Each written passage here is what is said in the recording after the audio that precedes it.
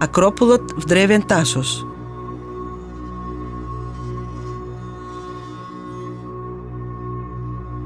На върха на първия хълм на височина от 137 метра над древния пазар е Акропола.